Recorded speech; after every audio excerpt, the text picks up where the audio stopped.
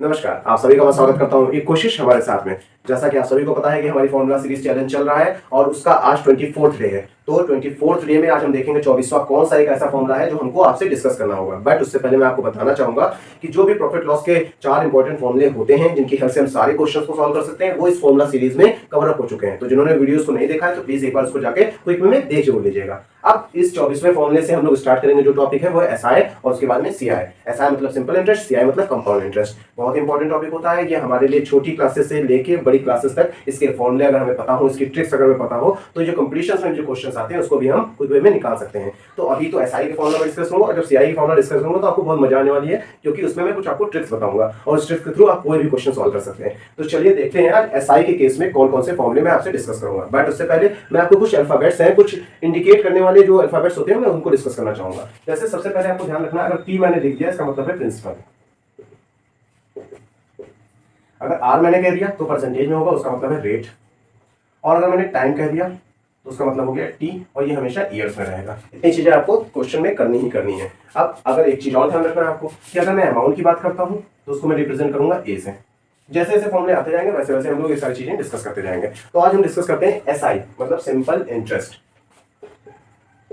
Simple interest जिसे हम represent करते हैं किससे?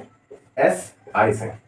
अब इसका फॉर्मूला क्या निकल के आएगा? इसका फॉर्मूला निकल के आएगा P multiply by R multiply by T upon 100।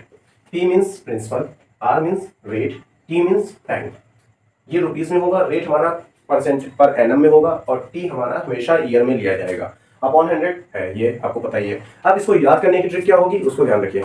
आपको मैं एक छोटी सी चीज बताऊं कि मान लीजिए कोई एक पिंजरे में कोई पैरेट बंद है, उस पैरेट को अचानक अगर खोल दिया जाएगा तो क्या हो जाएगा? उड़ जाएगा। उड़ के कहाँ जाएगा? आसमान में जाएगा। उड़ेगा कि नहीं उड़ेगा? उसी तरीके से पैरेट से ध्यान रखिएगा, जो चीज ऊपर जा रही है वो पैरेट में क्या क्या आ रहा है? पी भी आता है, आर भी आता है, टी भी आता है। तो जो चीज ऊपर है उसमें क्या क्या है? P R T. ध्यान रखिएगा, पैरेट हमारा ऊपर उड़ गया, मतलब ऊपर में क्या लिखना है? पी आर टी लिखना है। P multiply by R multiply by T upon में 100, क्योंकि यहाँ पर एसआई निकाल रहे हैं। तो एसआई का फॉर्मूला निकल के क्या आया?